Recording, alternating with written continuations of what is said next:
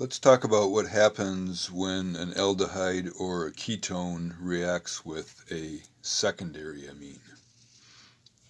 The net result is that we have formed an enamine. It looks like enamine, but enamine.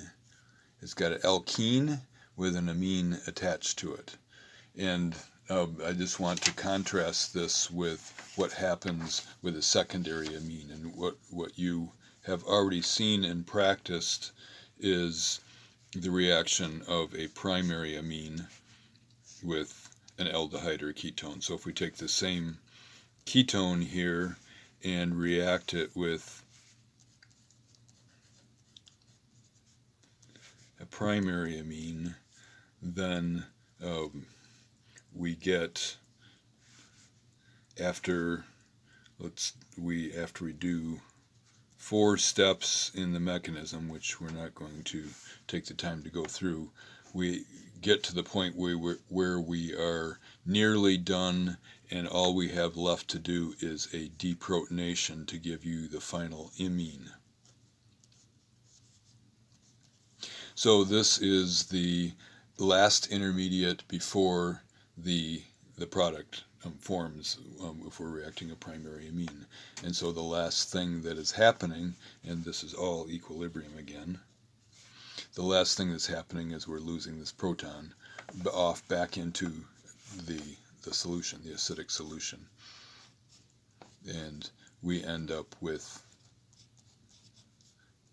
the final imine product. So that's what happens when you have a primary amine, and we're not talking about primary, secondary, and tertiary amines yet until actually the last chapter in your that we're going to cover this semester. But this is an example of a primary amine, and the requirement for a primary amine is that there is just one R group attached to the nitrogen.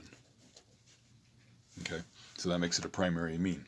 So in the example here on the purple sheet in your packet, we have a secondary amine where the nitrogen has 1 hydrogen on it, and it has 2 alkyl groups. So in this case, it's two methyl groups. And the mechanism is no different for the first 4 steps. We did the addition, and then we did a proton transfer, and then we're doing a protonation and an elimination, and we are forming, as we have with the primary amine, the last intermediate, which is the conjugate acid of an imine, which is an iminium ion. Iminium ion. And so that's the same thing up here. This is an iminium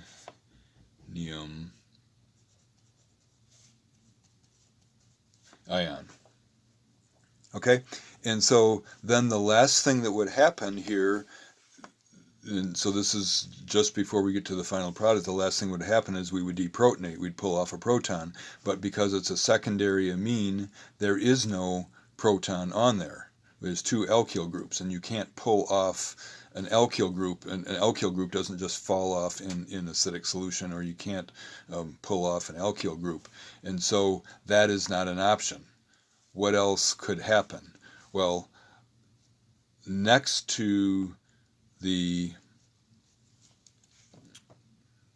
imine carbon, there are hydrogens there. And you would look at those and say, those are CHs, they're not acidic at all. But look what happens if we pull one off. If we pull one off, then the electrons can dump in here and make an alkene, and then this pi bond can break and make a lone pair onto nitrogen, making it a neutral amine there.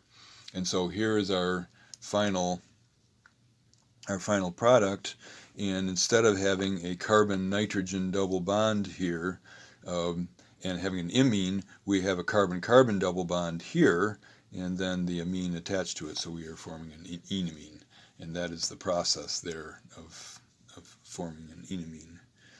And as you see, the sun has just peeked out, and I'm not sure how long it's going to last, but I am going to have to close the blinds here, otherwise you're not going to be able to see very well what I'm doing.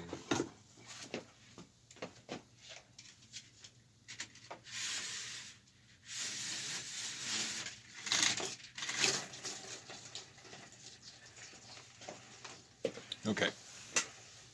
So that's enamine formation, and so you need to pay attention when your aldehyde or ketone is reacting with an amine. If it's a primary amine or it's got an NH2 on it, then you're going to form the normal carbon-nitrogen double bond as the product.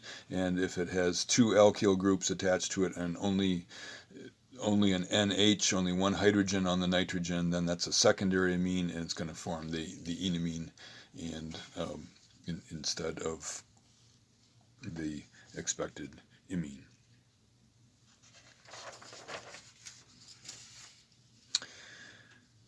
Okay, so then the next reaction on the purple sheet here is the Wolff-Kishner reduction, and this is a way of chopping off a carbonyl, if you have an aldehyde or ketone, completely chopping off the oxygen and replacing it with just hydrogens. So we have ways already for reducing a aldehyde or ketone to an alcohol. If we add lithium aluminum hydride or sodium borohydride here, then it breaks one of these carbon oxygen bonds and adds one hydrogen here, forming an OH. So we would convert this into an alcohol in a reduction reaction. But if we want to completely remove the oxygen, then we have to carry out some other type of reduction. And there's different ways to do it, but this Wolff-Kishner reduction is a very specific reaction that only works with aldehydes and ketones, chopping them off. If you were going to do a hydrogenation reaction, say if it was a carbonyl next to a benzene ring and you wanted to remove it, you could do hydrogenation, but that would maybe react with other groups such as a nitro group or other groups that you don't want it to react with, or an alkene or something like that. So this is a very specific reaction, and this is the first part of it you are going to recognize because we have an NH2 with something else attached to it. And so you are already familiar, and you could draw a 5-step mechanism for this, going to the carbon-nitrogen double bond. So we're losing the two hydrogens off of one of the nitrogens and the oxygens. We're losing a molecule of water, and then we are forming this thing that looks like an imine.